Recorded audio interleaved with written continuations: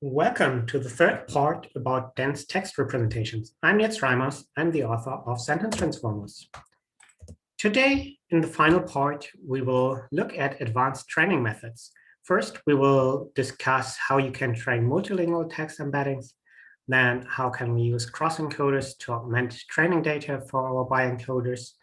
Then, what is the current state of the art on unsupervised embedding learning? And we conclude the session with neurosearch and our benchmark for information retrieval. Different methods have been proposed to learn multilingual sentence embeddings. One method is laser, proposed by Facebook, and it uses the input, or it uses an encoder-decoder setup. So you input some sentence, let's say a sentence in English, and then you have a decoder which translates the sentence from English to German.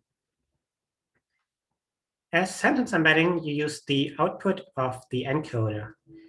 This has some issues. First of all, you cannot control what type of embeddings are learned.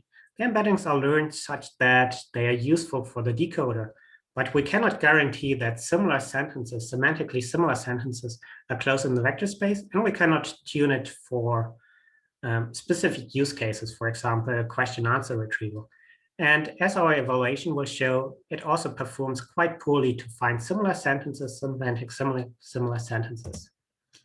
Another recent approach from 2020 proposed by Google is LABSE. It's similar to laser, that it uses translated sentences, but instead of an encoder-decoder setup, it uses a ranking setup. So as we have shown in the multiple negative ranking loss, we have a sentence and we have possible target sentences, which are the translation. And then we try to find the correct translation for an input sentence. As before, as for laser, we cannot learn what type of embedding is learned. And as the evaluation shows, it performs quite poorly to identify similar sentences, which are not perfect translations. Also from Google, but a bit older, from 2018, is Multilingual Universal Sentence Encoder, MUSE. They use a multitask learning setup, so they have different training tasks on NLI, on next and previous sentence prediction, and also on conversational responses, which they train on English, and then they have a translation task, bridging task, to map the vector spaces between different languages. Getting this bridging task is quite challenging. First of all, you need quite large batch sizes, which requires a lot of compute power and large GPUs. Also here they use like a multi-step approach. So they first trained model with the translation, then they used it to find hard negatives, and then did another round on the translation task with hard negatives. And also it's hard to extend the model afterwards to new languages because you still have this multitask setup. And once you have selected your initial languages, it's hard to extend this model, this setup to new further languages. Last year, I presented a method which is called multilingual knowledge distillation, which should overcome the previous approaches on multilingual embedding models. So when multilingual knowledge distillation, you start with a teacher model. So this is a monolingual teacher model because usually we have most training data in English. You have an English teacher model, which can be whatever you like. It can be a model to find for question-answer retrieval. It can be for claim validation. It can be for argument mining. It doesn't matter which type of teacher model you have. Then you initialize some student model, some multilingual student model. This could be XLMR, or this could be multilingual BERT model. And what you also need is some parallel data. So you have the parallel data in English, hello world, and the German version of it, hallo Welt. You pass the English text to the teacher model. This gives you some embedding for the sentence for the English sentence. And you pass both the English sentence and the German sentence to the student model. This gives you one embedding for the English sentence, which you compare to the teacher English sentence vector. And you minimize this distance using mean squared error loss. And similar, you pass the German sentence to the student model, you get some embedding for the German sentence, and you compare it to the English embedding from the teacher. Using this setup, you ensure, first of all, that the student model learns the same representation, the same vector space as the teacher for English. And by ensuring that the German embedding is close to the embedding from the English embedding, you ensure that, that the languages are aligned so that a sentence independent what's the meaning is close in the vector space, independent if it's in English or in German. The setup is not limited to only like 2 sentences, 2 languages. It's quite simple to extend it to like 10 or 50 languages. So you just pass different sentence pairs of different languages to the setup and train your student model to model like 50 languages or 100 languages. This works quite well. So in the paper, we compare different approaches on cross-lingual semantic textual similarity. So we have sentences given, for example, in English and Arabic. And first of all, as before, do we really need some multilingual specific training? So here we see the performance for 2 multilingual transformer networks, MBERT and XOMR. And as you see out of the box, they perform quite poorly. If you train on English-only data, as we see here in this row, we see still quite an improvement compared to using the models out of the box, but the performance is quite bad.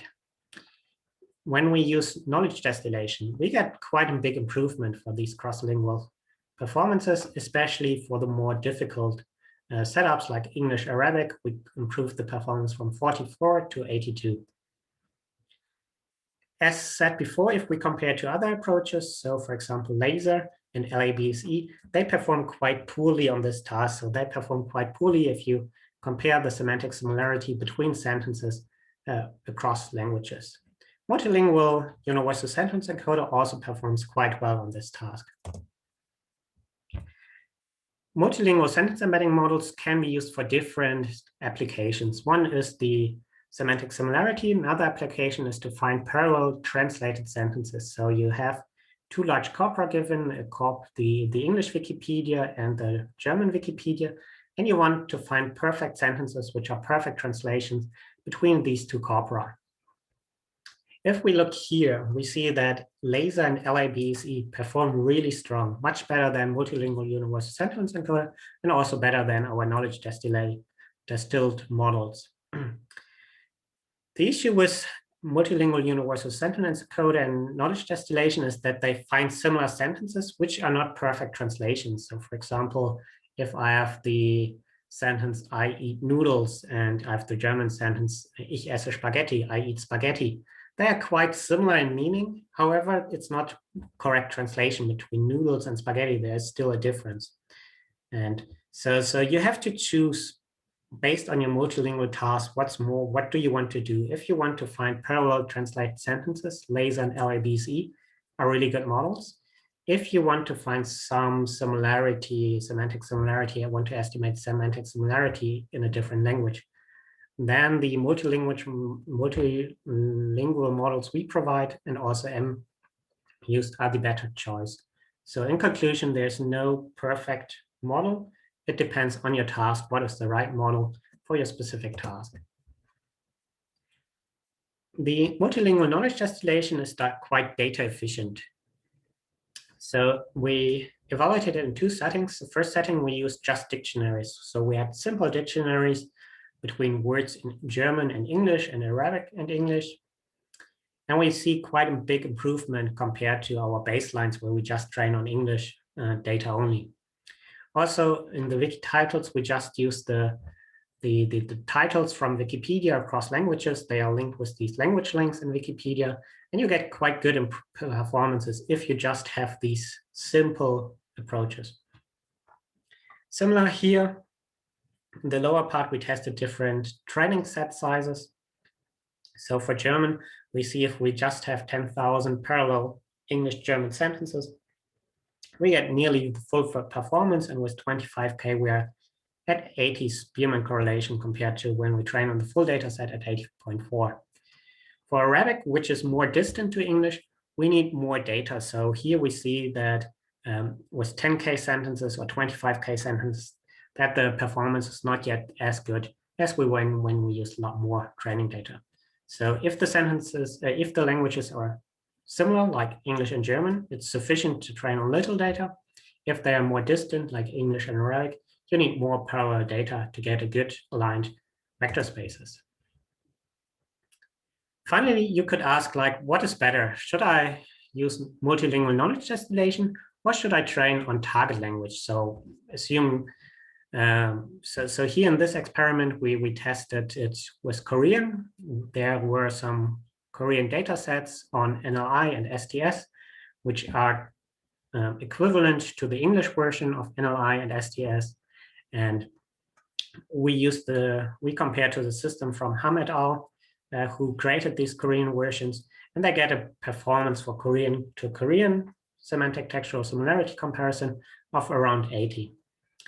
In the multilingual knowledge distillation setup, we selected the English models, applied knowledge distillation for English Korean on the same training data. So these are parallel training data. And we see that the performance is about equal.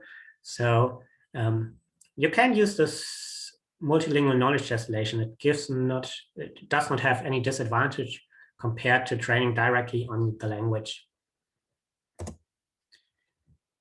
Finally, what's interesting about multilingual sentence embedding models is language bias. So what is language bias? Language bias is the preference of certain language combinations.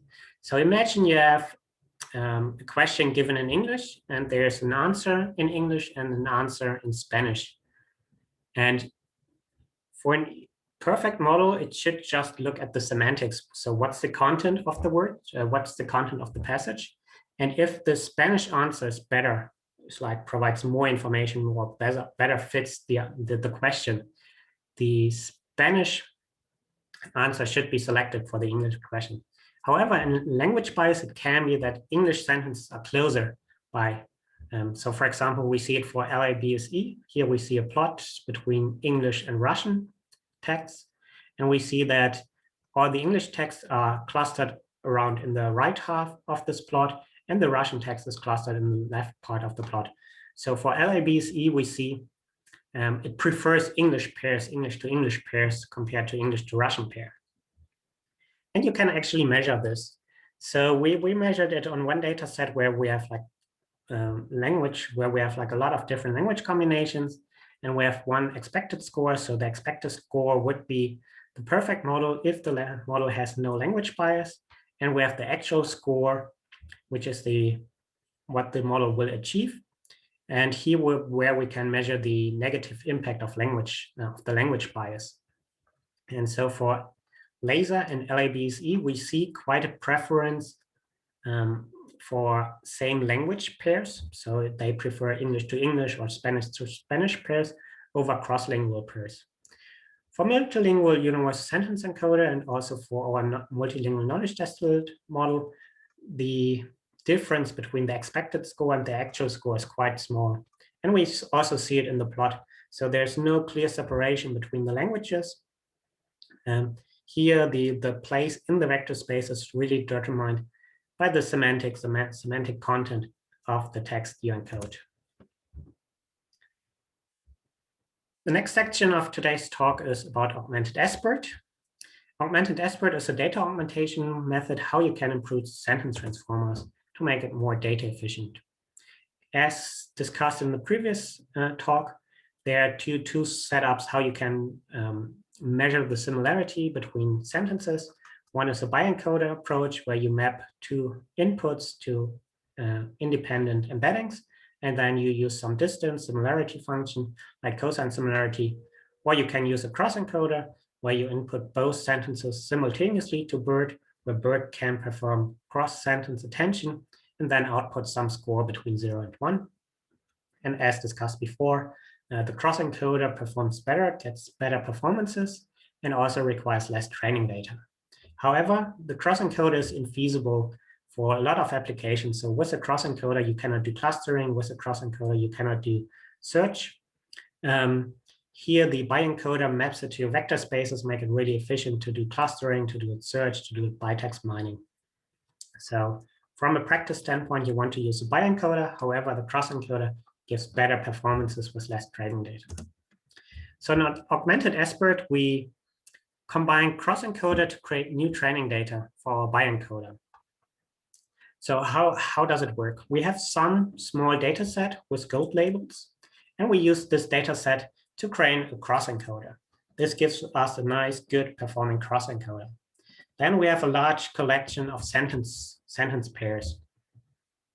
So we take these large collection of sentence pairs, we classify them with a cross-encoder, how similar are these sentence pairs, and this creates a large collection of for the silver data set, a large collection of sentence pairs where we have the score from the cross-encoder, and we use the silver data and the Retrieval gold data to train the bioencoder. And so using this way to take these pairs, pass it through the cross-encoder, get a lot of predictions from the cross-encoder, and use it to train the bioencoder, we can transfer knowledge from the cross-encoder to the more efficient bioencoder. The question is, how do you get these sentence pairs? You could, of course, randomly sample pairs. You take 1 million sentences from Wikipedia, and then you randomly sample 2 sentences. However, the score distribution does not match. So if you select 2 randomly selected sentences, they are nearly in all cases not similar. We also see it here. So here we see the score, similarity score predicted by the cross-encoder. And then we see here that for random sampling, this yellow line, that most of them get like a really low score. However, our gold distribution is equally distributed over all the scores, so similar pairs are as likely as dissimilar pairs. So what we need is some sampling strategy. One sampling strategy that works quite well and which we can recommend is to use BM25. So you index all your sentences in BM25, for example, in Elasticsearch, and then for a given sentence, you find one text which has a high lexical overlap, which has like results in a high BM25 score, and then you pass this this pair to the cross-encoder. And when you do this, we see it here in the red line, and the scores are a lot more equally distributed. So you get some pairs which has like a really low similarity score, but you get also a lot of pairs which have a high similarity score. So how well does it work? We evaluated on 4 different tasks for Spanish and English. For Spanish STS, for argument similarity, for duplicate question detection, and for paraphrase identification. And we see that the cross-encoder performs the best. Of course, it's really hard to beat the cross-encoder. We see a significant performance drop for the bioencoder when we train it just on the original training data. And if we use this 2-step approach where we augment the bioencoder with silverly labeled data, we see quite a big improvement up to like nearly 7 points on these 4 data sets. A big advantage is that the cross-encoder is also quite robust on different domains. So an issue with bioencoders, if you go to a completely different domain, so you train on general English and then you go to a really specialized domain like Ask Ubuntu, to the Ask Ubuntu forum, then the bioencoder has like a lot of issues to map the vectors, the words to the right place in the vector space because it has never seen all these domain-specific words. So we tested it also in a cross-domain setting. So as before, we have some labeled data on source domain. We train a cross-encoder. Then we have unlabeled data on the target domain. We create these pairs using BM25 sampling. We annotate these pairs using cross-encoder. And then we take these pairs and train our bioencoder. And here on the evaluation, we train on Quora, which is like a general community on different topics. And we evaluated on specialized domains, on questions from Ask Ubuntu, Sprint, and Superuser. And we see quite a really large improvement by using Augmented Expert compared to the simple Expert model, which was trained on Quora, with an improvement up to 37 points. In the next part, I would like to talk about unsupervised embedding methods. So far, the training approaches use some structure, some labels in the data. However, for most domains, you do not have any labeled data, and you also do not have that much structure which you could exploit. So the idea is, how can you learn meaningful representations just from the text, just from the sentences you have? One approach is to use masked language modeling. So this is the original objective from BERT. You have some text where you delete words, and then the BERT should predict what is the missing word here. So that's quite easy to also apply it on your target domain. Different approach is SimCSE, proposed this year, where you input the same sentences 2 times to the encoder, and then due to dropout, these 2 sentences get slightly different embeddings. So the embedding for F sentence 1 and F sentence 1 slightly different. And then you use it with multiple negative ranking laws. So this pair should be close in vector space, while all the other combinations, sentence 1 to sentence 2, and sentence 1 to sentence 3, and sentence 1 to sentence 4, should be far away in the vector space. CT, also recently proposed, uses two different models. So you have model 1 and model 2. They are initialized equally. And you pass different pairs. So sometimes you pass the same sentence to both models. In that case, the dot product should be maximized. So they should have a high dot product, a high similarity. And if you pass different sentences to the 2 models, the dot product should be minimized. So they should be less similar. What we proposed this year is TSDE. It's based on a denoising autoencoder. So you start with some text with noise. In our experiments, deleting words work the best. So you take a sentence, you delete randomly some words, you pass it through the BERT encoder. And in contrast to a standard encoder-decoder setup, we add a pooling layer. So from the BERT encoder, we get a fixed sized representation of the input. And we use this fixed size representation to pass it to a decoder. And the decoder should create this text without noise.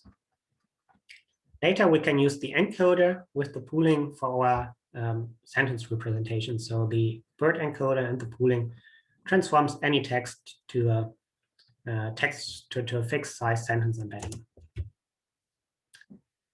So far, there are a lot of issues in the evaluation of unsupervised methods. All the previous paper, they mainly evaluated on STS data, but this is extremely bad practice to evaluate on the STS data sets. First of all, there's zero correlation or nearly zero correlation between performance on the STS data and performance on the real world task. So you cannot say, okay, this model or this approach works really well on STS data, hence it will also work for my specialized domain, for example, from Ask Ubuntu. Why is it so? First of all, the STS data has really simple sentences. So these are a lot from image captioning, like a man is eating noodles, but it does not have any domain-specific knowledge. So it does not provide like where you need to be an expert in a domain to understand the words. Further, the STS data has an unrealistic label distribution. On the STS data, the label scores are roughly equally distributed. So a sentence pair is similar with around the same probability as a sentence pair is dissimilar. However, in most scenarios, you have like a really skewed distribution. And there are only really few pairs which are similar, and most pairs are dissimilar. Hence, in the TSDE paper, we propose evaluation of domain-specific data sets. So we took a data set on Ask Ubuntu, where we want to find similar questions from the Ask Ubuntu forum. We also selected a data set based on Stack Exchange. So there are like 13 different Stack Exchanges, Math, LaTeX, WordPress, and so on. We have a data set from Twitter, where we want to find paraphrases based on tweets. And the final data sets is on scientific publications, where we want to find related and similar scientific publications. If we run all the unsupervised approaches and evaluated them on these 4 data sets, so we specifically trained them on scientific publications or on Ask Ubuntu and looked at the scores. And what we see is that masked language model is performing quite well. It's performing better than CT and SimCSE on the evaluated approaches. TSDE gives nice improvement compared to mass language modeling. However, if we look compared to out-of-the-box models, the performance increase is not so big. So here we have like some model which was trained on simple English sentences on the NLA dataset and STSB dataset. And it gives also really solid performance, even such it has never seen any specific domain-specific information. And if you extend the supervised training data to more complex domains, so for example, when we train on MS Macro is a large collection of queries from the Bing search engine and relevant passages on the web, we see that the model performs quite competitive to our unsupervised TSDE approach. And so the only data set where TSDE is able to outperform these pre-trained models is on SciDocs. So far, supervised pre-trained models are really hard to beat with unsupervised approaches. Diversity in the pre-training data set is critical. So if you have a diverse, large-scale supervised data set, it's really hard to beat this data set, and it also performs really well across tasks. Nonetheless, unsupervised approaches are still really interesting and active research field, and where we hopefully see in the future more and better results. These approaches can also be used for pre-training. So assume you have some training data for your domain. So for example, here we have SciDocs, where we have some information about related scientific publications. And we have some training data, for example, 1,000 training pairs about related scientific publications. In this experiment, we tested the different unsupervised approaches. First, we trained on a lot of scientific publications, and then we fine-tuned them on these 1,000 training pairs. And what we see is that TSDE and mass language modeling can give a nice improvement compared to just using standard SBERT, so just using the standard BERT model without previous fine-tuning. If we look at SimCSE, which is this bottom line, and if we look at CT, they are performed nearly on par, or even worse than using just standard BERT model and to train on these 1,000 examples. Finally, we evaluated domain adaptation. So domain adaptation is we interested on the performance on some specific domain, for example, on scientific publications. And but we do not have any training data for these scientific publications, but we have some training data in other domains. For example, here we have NLI and STS training data. And we tested 3 settings. First, do unsupervised. So we did unsupervised training on these previously 4 tasks. Then we took the NLI and STS model, which was first trained on NLI and STS in a supervised fashion, and then trained it unsupervised on these 4 domains. And the opposite, where we first do unsupervised training on Ask Ubuntu, Stack Exchange, Twitter, and scientific publications, and then we train on NLI and STS. And what we see is that the last setting, where you first do the unsupervised training on your specific domain, and then you do supervised training on some domain you have, in this case we used NLI and STS, can give you a nice improvement compared to just unsupervised training. However, this is more cost-intensive, time-consuming, because you have 2 training steps. Another method for unsupervised training is synthetic query generation. This is in particular relevant when you work on semantic search. So how does it work? You have a passage from your corpus, and for every passage in your corpus, you have a T5 model, which generates from the passage a query. And then you take the passage, the original passage, and the query. This creates your silver data set, and then you can train your bioencoder based on this.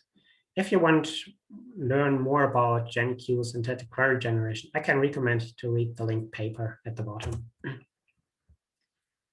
Finally, the last part of this video is about benchmarking IR and different search approaches. So first of all, how can you perform search? The most common system is BM25. which is based on lexical search. And it's also a really, really strong baseline and a really good system.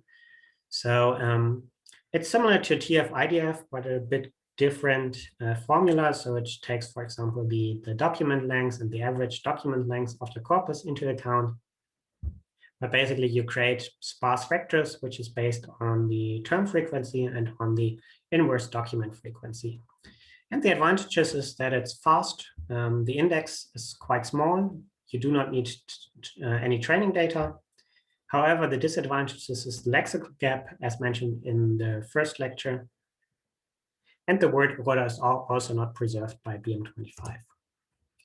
Different approach is dense retrieval. So you map your query and your relevant documents to a vector space using the methods presented in the previous slides.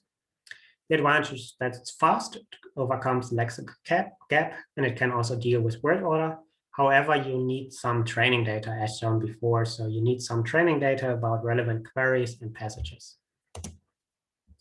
Different approaches re-ranking. So you have your input query or your input question. You have some document collection and a retrieval system. So this can be lexical retrieval, this can be dense retrieval. And then you use a cross encoder for a re-ranker, and this gives you the final ranked hits. The advantage is that you get like really high accuracy scores at the end, so you get really good quality results. However, this is quite slow. As mentioned, the cross encoder is quite slow. And also you need training data to train your cross encoder. Different approach presented last year is Colbert. So in Colbert, the query or the query words are mapped to token embeddings, or the document words are also mapped to document embeddings. And then they used a max-sim operation. So which embedding, so for this token embedding from the query, which token embedding from the document is the most similar. And they do it for all the query embeddings. And then they do a sum over these max-sim results, which gives at the end a result. And the advantage is that you get good accuracy. The disadvantage is that this results in a large index size, because for all the documents, you need to store all the document token embeddings. It's also comparably slow and also requires training data. So as mentioned, a lot of these approaches require training data, but for most applications and scenarios, you do not have training data. So you want to do some retrieval on some data set, but you do not have any training data. And in BEER, we asked the question, okay, how well do they perform these methods on zero-shot in a zero-shot setting?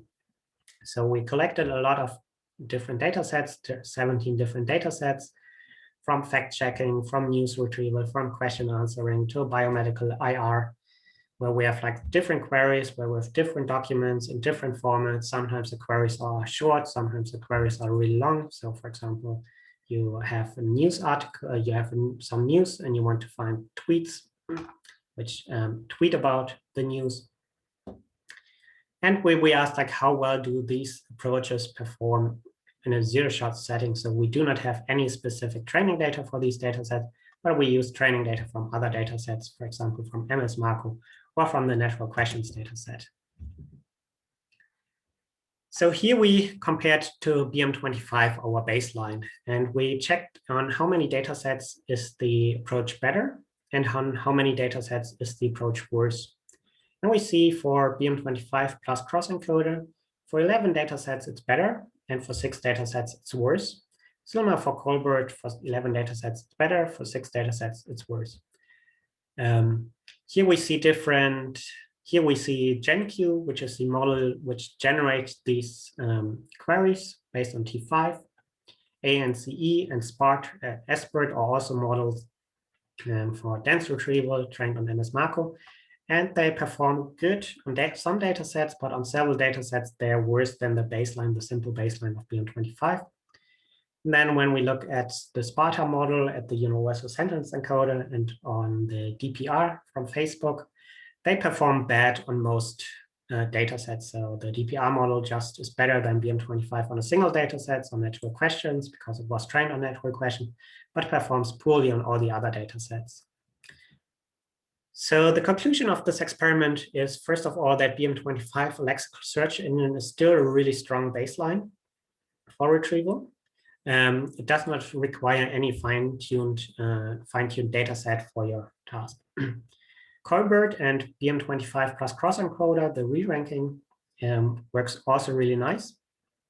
It's better than BM25, but as I will show in the next slide, they are quite slow. Dense retrieval methods like ANCE, GenQ, SBERT, they perform good when the application domain is similar to the training domain. However, when there's like a big shift between the domains, there are issues for these models. This sounds really nice. However, it gets a bit more complicated. So for search, we have to balance between speed, the search quality, and the memory trade-off. So for BM25, we see it's quick, it's extremely fast. So on a CPU, it just requires 20 milliseconds to search, and also the index is quite slow, quite small. When we look at the cross-encoder setup and at Colbert, which achieve better performances, but they are also a lot slower. So here, a single query takes 550 milliseconds on a GPU. On a CPU, it takes nearly 7 seconds until you get your results. And for Colbert, we have the issue that you get quite a large index. So here you get an index of 20 gigabytes compared to just 400 megabytes of BM25. So we see that cross-encoder and Colbert are better than BM25, but with the disadvantage that they are slower, and for Colbert also that the index is a lot larger than for BM25. This concludes our last video. So first I presented multilingual knowledge distillation. Multilingual knowledge distillation is a nice way where you can transfer English models to a lot of different languages. You do not need any specific language-specific training data. You just need parallel data, for example, neural machine translation. The cross-encoder is a really powerful model, which can be used in different ways to augment the bi-encoder. We saw it for search, where you can use the cross-encoder to denoise hard negatives, and where we can also use it to create new silver training data for specific domains. Unsupervised embeddings are an interesting research direction. However, they are quite challenging still to use. And their performance not yet matched the performance of supervised methods, which have been trained on really large training data sets, supervised training data sets from different domains, from different text domains. The final part was on information retrieval. There we mainly have a trade-off between memory, speed, and quality. We see we can get better results with Colbert and the cross-encoder, but they come at requiring having a lower speed. They are not as fast as BM25. And in terms of Colbert, also requiring a larger index size.